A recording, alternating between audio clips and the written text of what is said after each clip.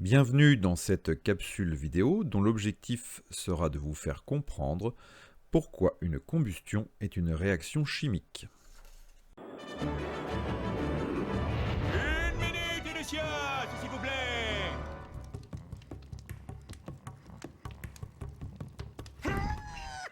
Le feu! Le feu est une réaction chimique qui dégage lumière et chaleur. Cette réaction se produit entre un combustible et l'oxygène de l'air. Au niveau moléculaire, le bois, comme la plupart des combustibles, contient du carbone et de l'hydrogène. Pour faire du feu, on doit fournir un peu de chaleur au bois. Cette chaleur brise les liens entre le carbone et l'hydrogène. Une fois libre, le carbone et l'hydrogène créent de nouveaux liens avec l'oxygène de l'air. Cette réaction chimique dégage beaucoup de chaleur. Cette chaleur brise d'autres liens carbone-hydrogène. De nouveaux liens se forment et dégagent encore plus de chaleur. C'est le feu! Le feu fait des ravages, mais le génie humain a su maîtriser sa force destructrice pour griller de savoureuses guimauves. Comme nous venons de le voir dans la vidéo précédente, la combustion est une réaction chimique qui libère de l'énergie. Petit rappel, une réaction chimique est une transformation d'au moins deux espèces chimiques en au moins une troisième espèce différente des deux premières. Pour avoir un exemple, nous allons étudier la combustion du carbone. Regardez la vidéo suivante.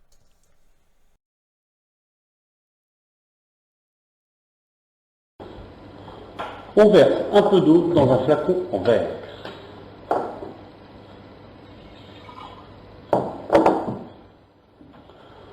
On remplit ensuite ce flacon avec un peu de dioxygène.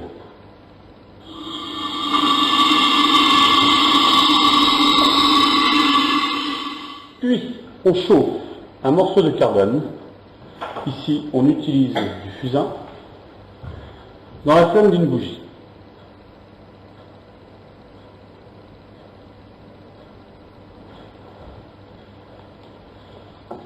Pendant toute cette expérience, faire attention à ce que le morceau de fusain ne touche pas les parois du bocal. Pour éviter un choc thermique, on a mis de l'eau dans le fond du bocal, ou car un morceau de fusain se détacherait pendant l'expérience. On a introduit ensuite le morceau de fusain enflammé dans le flacon contenant du dioxygène. Le morceau de carbone brûle dans le dioxygène avec une incandescence plus vive que dans l'air.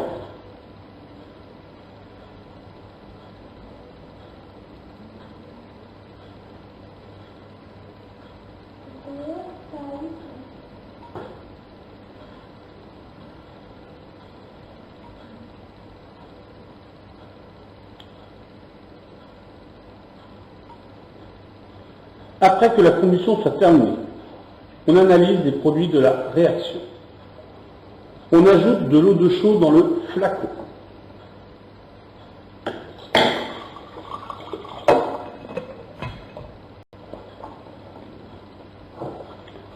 On agite.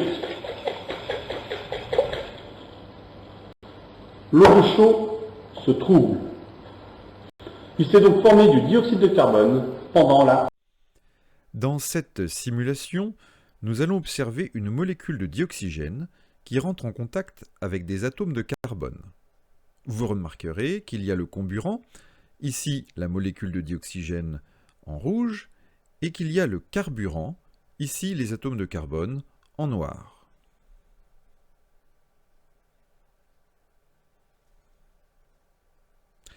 Vous remarquerez qu'il ne s'est rien passé. La molécule de dioxygène a rebondi sur les atomes de carbone. En vous rappelant de la capsule précédente concernant les triangles du feu, vous pouvez remarquer qu'il manque de l'énergie thermique, c'est-à-dire une température suffisamment élevée pour démarrer une combustion. Dans cette nouvelle simulation, le carburant, ici les atomes de carbone, et le comburant, ici la molécule de dioxygène, se rencontreront dans une zone à température élevée.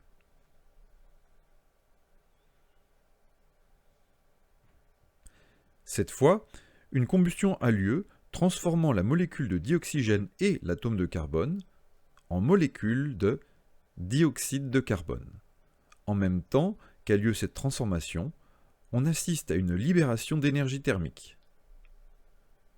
Les composantes du triangle de feu ont été réunis au même endroit, il y a pu avoir une combustion.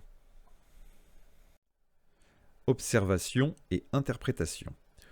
Au cours de la combustion du carbone, le charbon de bois, nous avons pu voir que le carbone et le dioxygène se transforment. Attention, ils ne disparaissent pas, ils se transforment. Ils se transforment en quoi? En du dioxyde de carbone, qui est créé à partir de la transformation des deux espèces précédentes. Pour conclure, cette combustion est donc une transformation chimique qui libère de l'énergie.